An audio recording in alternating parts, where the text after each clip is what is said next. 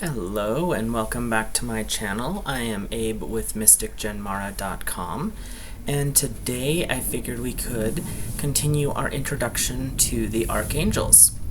So this next Archangel is not one that is commonly known unless you have wandered into the metaphysical, or using that dirty word again, occult circles, where his use is way more prominent.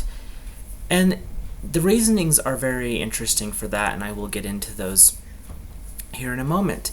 But today we are going to discuss Archangel Uriel, which is the masculine aspect, or the more feminine version is Ariel. And the reason I say masculine or feminine is depending on which documents you read, these angel names are interchangeable for this specific angel. And that is not the case in all other angels, but with this one in particular, the masculine and feminine do have a different name. For example, when I say this is a rare one, Archangel Gabriel can show up feminine or masculine, but Gabriel is the same name for both. Uriel actually does have a feminine aspect, which is Ariel. So that's a little interesting tidbit. So I'm going to go through the basic correspondence type things are associated, and then I'll go into some of the history after that. So the meaning of the name Uriel is God is my light, or fire of God. If you're going with the feminine aspect of Ariel, it is light of God.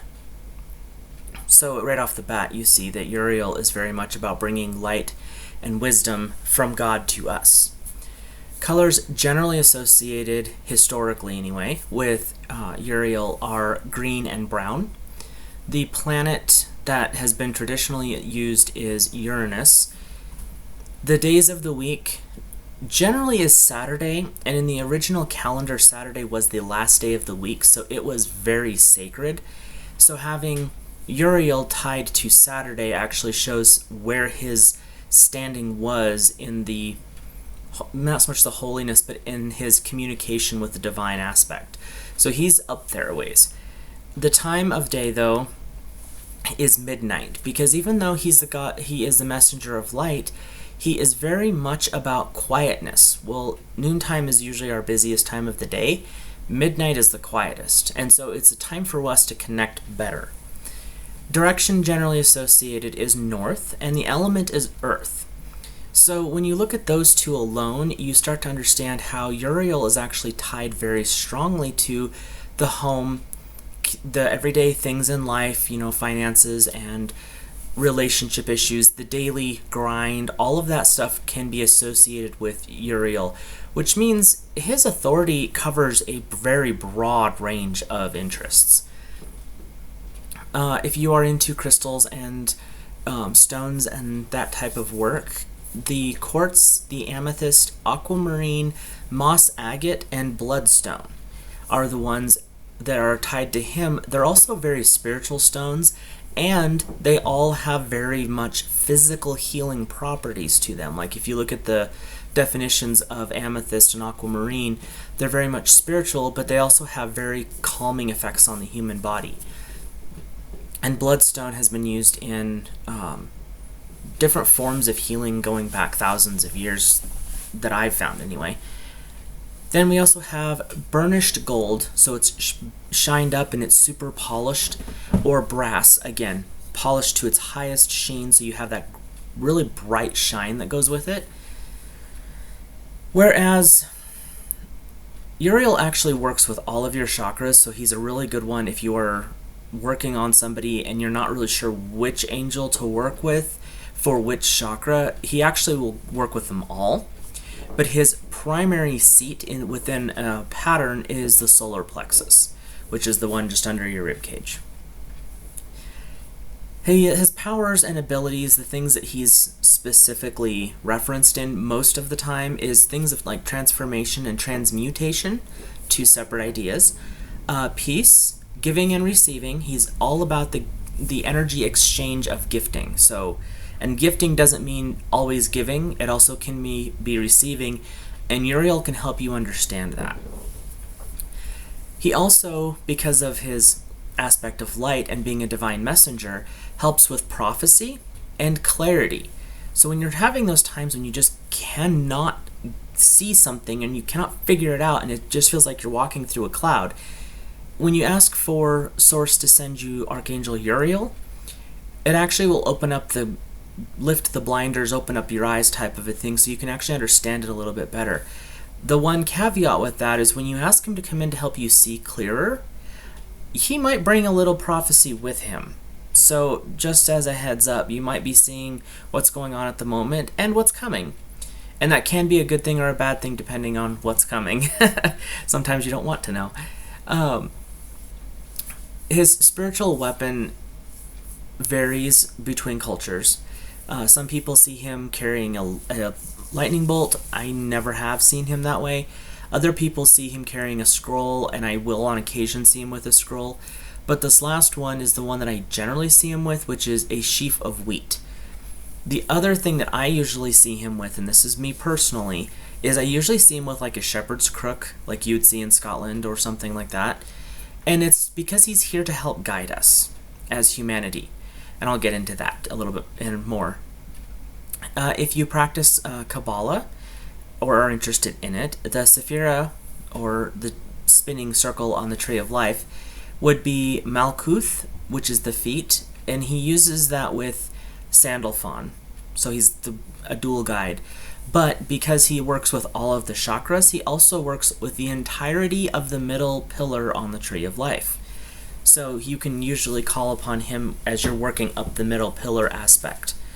And I might do some videos on that later because that is a very fun, the Tree of Life in Kabbalah is actually really interesting. The angelic choir that works or is generally associated with him is the Ashim. But from my experience with Uriel, because he has such a broad-ranging aspect, he really wanders through them all. He doesn't usually just stick to this is where I'm at and this is where I stay, like some of the other angels they have their very set boundaries. Uriel is kind of an I'm everywhere type thing. He's a busybody. When you bounce into the more modern times, and again I think this is because they're looking at flash colors or their energy color versus the actual being itself, you have the color reddish brown, kind of that burnt umber type thing if you're into painting. The crystals tend to be the hematite and tiger's eye. Mainly, from what I'm understanding, is it's the grounding aspect of earth with hematite and this prophetic aspect of tiger's eye. I don't fully say that they're wrong, but I don't know, I'm a traditionalist, so for me it's like I go back to the others. And the planet that is more commonly nowadays associated with Uriel is Mars. But when you really look at Uriel's character and his personality, Mars doesn't quite fit. Uriel's not the one out there raging fire and brimstone on people. He's not out there smiting enemies. He has his times for that, but that's not his general personality. His personality tends to align more with the planet of Uranus because it's a deeper meaning of life. It's more of a spiritual aspect, whereas Mars is pretty much like I'm bombastic and out here up front. So, like I said, I'm wanting to use my channel to help show you some of the more traditional ideas, the more modern, and then show a crossover. So that's why I'm bringing that information up. So who is Archangel Uriel? He's not mentioned at all in the current version of our canonized Bible. So does that mean he's not a real angel? No, he's real.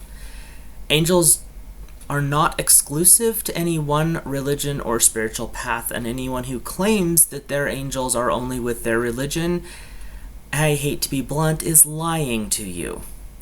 Angels do not ascribe to one religion or spiritual path. They are the messengers from Source. They are here to work with us, guide us, and educate us, and they don't really care what religion we're tied to. Just heads up. In the non-canonized Bible books, like the Apocrypha and the Book of Enoch, which is gaining popularity right now, he is mentioned. And in the Book of Enoch, he's also mentioned with an angel named Phaniel.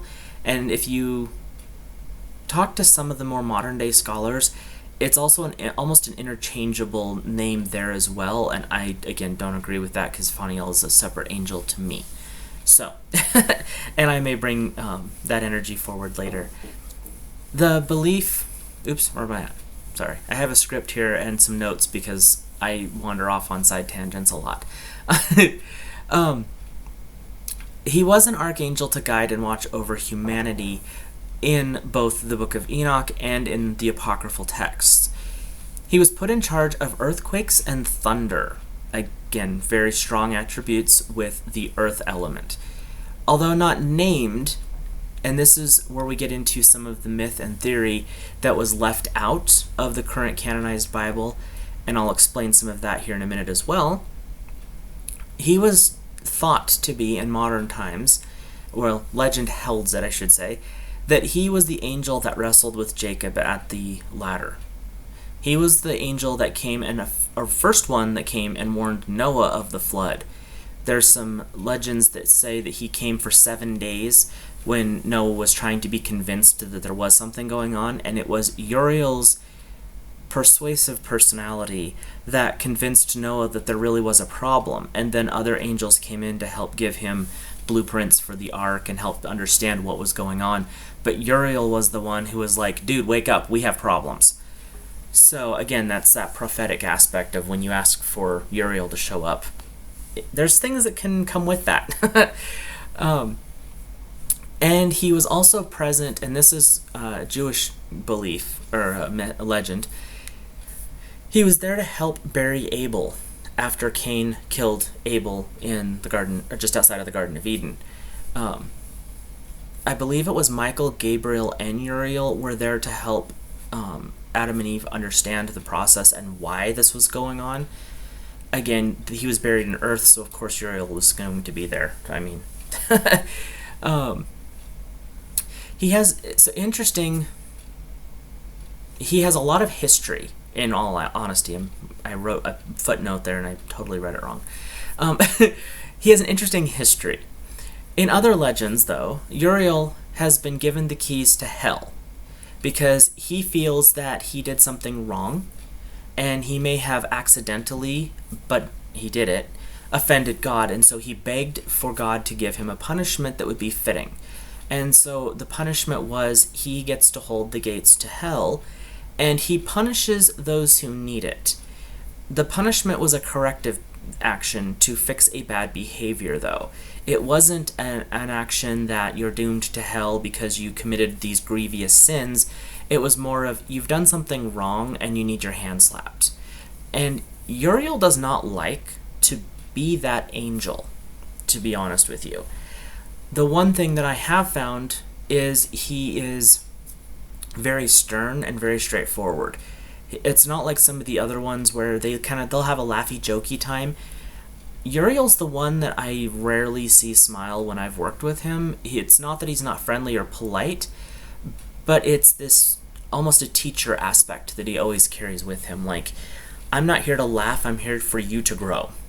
And that's just his personality that I've run into.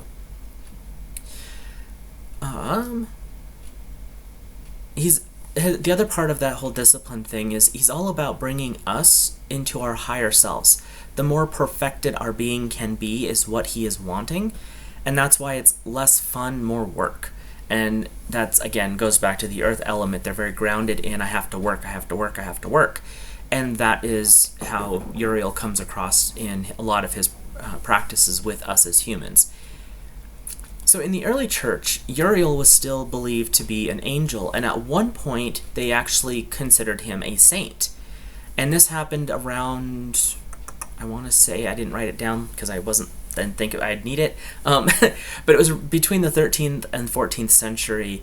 The church decided that it didn't like angels being worshipped and saints in that aspect being used. So there have been several purges through the Catholic Church before it started really branching off into all of the Protestantism.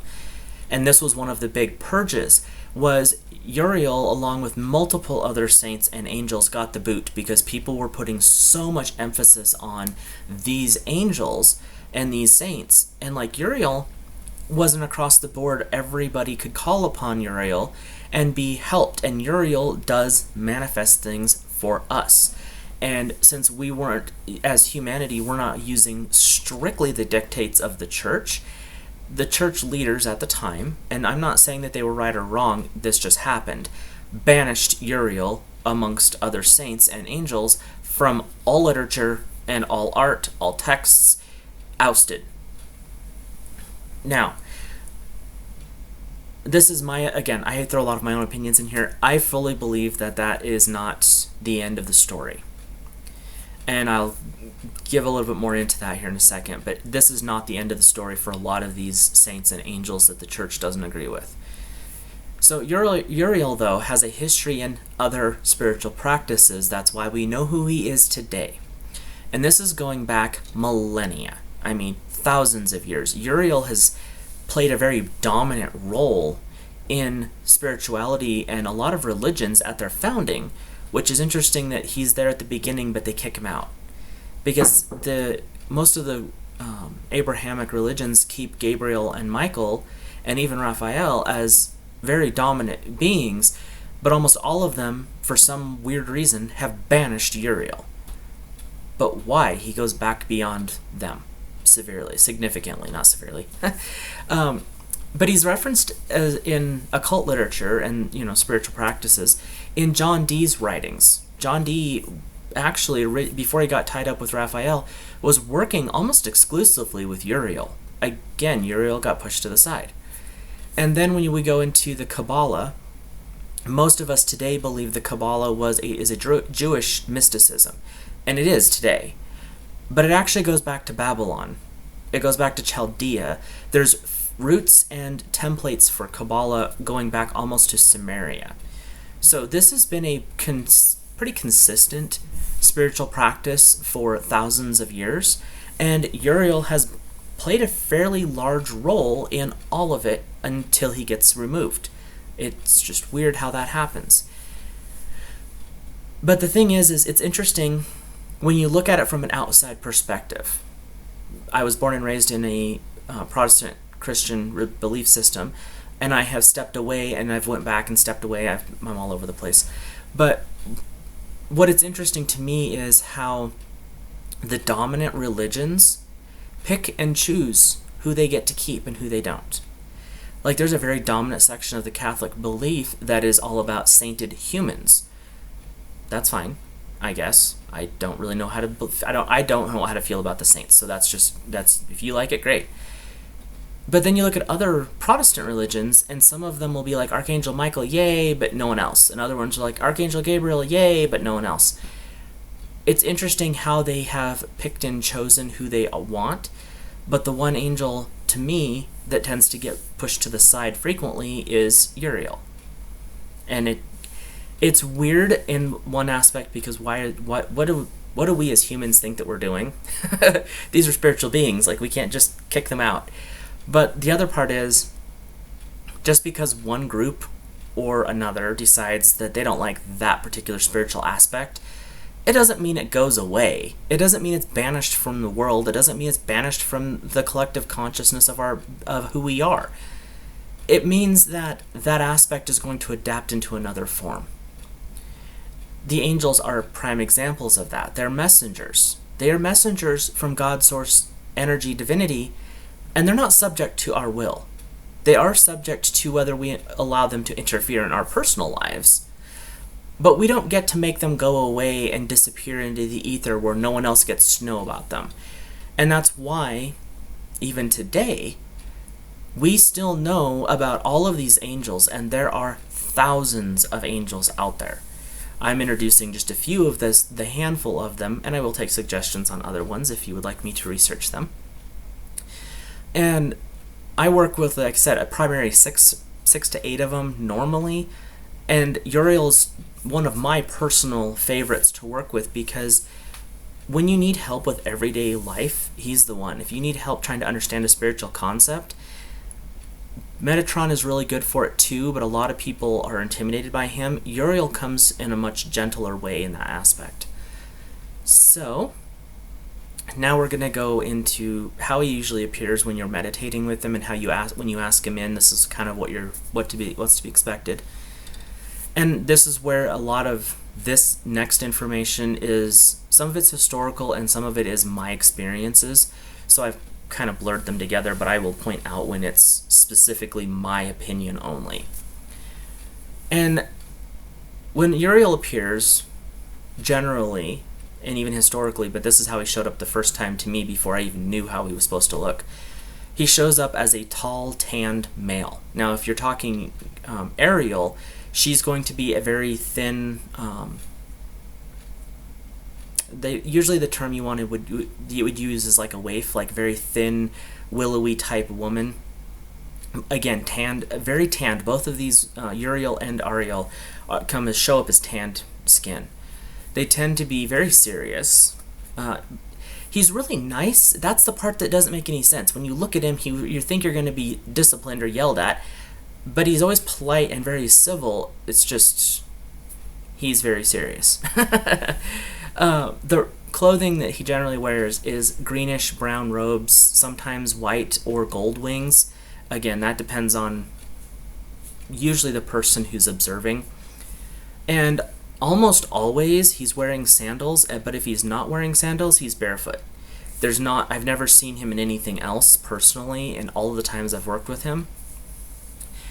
And when I see him or call to him in a meditation, my experience has been there's always this cool, moist breeze that occurs, sometimes physically, sometimes it's just an impression that I get.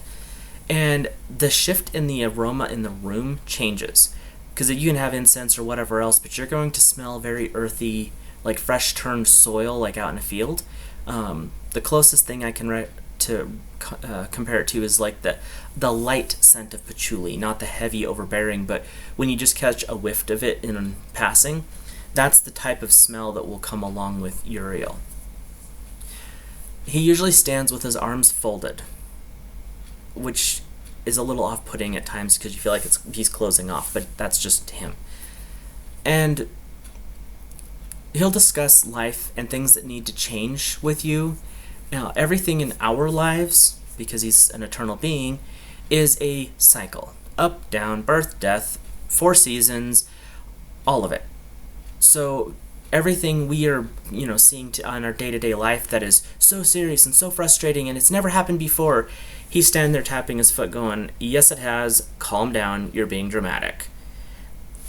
Because he just calls it. There's no play there, there's no gentle, there's no, well, I'm going to be nice to your feelings. No, this has happened before, it's going to happen again, calm down, and that's just how he is. He helps with your intuition and prophecy, which I've already mentioned, and he is really good to interpret dreams, but he's usually the one that brings them and then says, figure it out. Because part of our spiritual growth is learning to understand those messages. Now, if you're struggling and you just cannot comprehend what the message was, he will come through and he will help guide you, but he's not going to sit down and be like, you saw an elephant in your dream, it's because there's a big problem in your life, this is the problem. That's not how he's going to do it. He's going to be like, what did you see? Well, this, what does that mean to you? And he'll help walk you through like a good psychiatrist would, really, and help you understand all of that. As his name implies, God is my light, he can bring clarity to those things that are troubling you and things that are issues. But he's not going to give you direct answers because, like a good teacher, like a good psychiatrist, you need to understand and figure this stuff out. We're here as beings to grow and expand. We can't grow if we're just handed everything. We would end up just being lazy and dependent, and that's not what any of the angels want. They want us to be very independent. They want us to be the best that we can be, and the only way to do that is for us to grow. So I mentioned transformation and transmutation earlier, and those tend to be associated in metaphysical circles with alchemy. So if you're interested in alchemy, this is something to, listen up for if you were interested. Alchemy can be 2 things. It can be a spiritual process, or it can be a physical process. I'll save you some stress and research. They're the same thing. When you are working in a spiritual alchemical state, you're actually changing your physical world. When you're working on a physical alchemical process, you're changing your spiritual alchemical life. They're one and the same, even though they tend to try to sort them in today's world, because people don't believe that you can change lead into gold, dirt into diamonds, that type of a thing. Well, quantum physics says otherwise, and they've actually shown in a certain aspect with nuclear fission and nuclear processes that there is a way to do it. But in modern science, we do not understand the technology. If you look at the legends and the myths going back, again, thousands of years, alchemy was a real thing. And at one point, there were actually laws in Britain, I think it was Britain, might have been Spain, that banned the use of alchemy because it was devaluing gold. So it's not just a fictional thing. It's very real. It takes a lot of time. Uriel is an angel, though, that tends to be associated with transmutation, which is when you change one thing into something different. And the reason that is he is here to help us transmute, to change the heavy parts of who we are, the dense parts, the less spiritual aspects, and bring them into that more perfected state. Everything in life has to grow. Everything in life has to change. It's a cycle that we were created on this planet to be in. With that being said, alchemy, you have to break it down, you have to purify it, you have to reform it, and then you get your physical or spiritual gold. Creation is painful. Destruction is painful. Purification is painful. Archangel Uriel can help us smooth that process. Discomfort or pain is necessary for us in the current life that we're leading on this planet. Pain and discomfort is how we grow. Now, you don't have to go through hell, but we do have to understand that there are things that we have to overcome, challenges in life. And normally these challenges are because we made agreements when we came in. These are the life occurrences we want. Several usually. And so as we bounce through life, we run up against walls because we chose the wrong path, or we run against challenges because our spirit knows we need this to move forward. And Uriel can help us understand all of these processes, help us clean out the dross, if you will, and purify ourselves into our higher state. The one thing with that, and this is a lot of the more modern stuff is coming out agreeing with it, although alchemists have known this for years, you're never done. You go through the process, destruction, purification, reformation. Oh look, I've got spiritual gold. Uh-oh. Destruction, purification, reformation, creation. It is a continual process. It's always overcoming something different, something new. Because when we're talking on a spiritual sense, and I will wrap this up soon because I don't want to bore anybody, in a spiritual sense, you're always going to move through something. Everything that you're dealing with right now, there's things I'm dealing with right now as well, so I'm not pointing fingers, but everything you deal with on a daily basis is what you are ready to handle at this moment. So you will destroy it, reform it, purify it. Those are interchangeable usually. They bounce back and forth. And you're going to recreate something better out of it. And so you've cleared the path of this particular issue. Archangel Uriel will come in and say, okay, you've done this. Now, what about this? Let's bring this other aspect in. We have this other problem here. So then you have to tear that down, purify it, reform it, and now you've created something different. And he's like, okay, now let's go a little deeper. Let's bring this other problem in, because now it's time to work on this. So you're going to go through these cycles. Spiritually, you've already done it thousands of times. You've probably done it hundreds, if not thousands of times in the life you're leading right now. And you will continue to do it. Having the angels on your side, working with them openly, communicating, and working with Archangel Uriel specifically can help us transmute, change, and grow from all of these issues. Now, there's a couple of different ways, and I will be doing some meditation videos. I'm working on some ideas, sorry. But there are some ways that you can on your own reach out and start connecting with Archangel Uriel. If you're indoors, like it's cold, and you want to have that connection, light a green or a brown candle if you're into candles.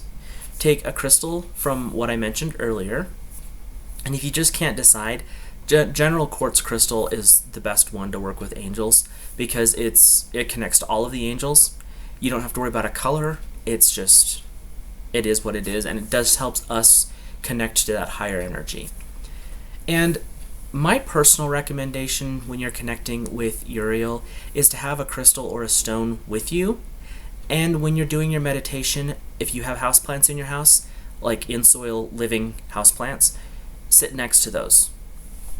I strongly recommend against cut flowers or cut off plants for this. Their life essence is not as strong, and sitting next to an actual living houseplant is going to help raise the vibration of the area to connect with Uriel better. So once you are in that situation, you can breathe deeply and slowly, close your eyes, just let go of the day, release everything.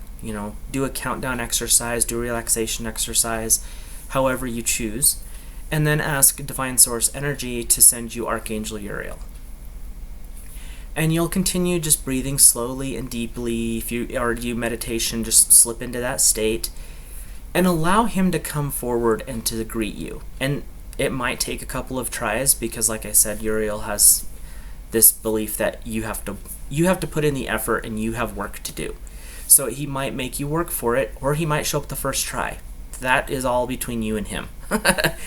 And when you get done having your communication with him, just always be thankful and be respectful in that aspect because they are spiritual beings coming to help us. You always thank your messengers, so thank your messenger.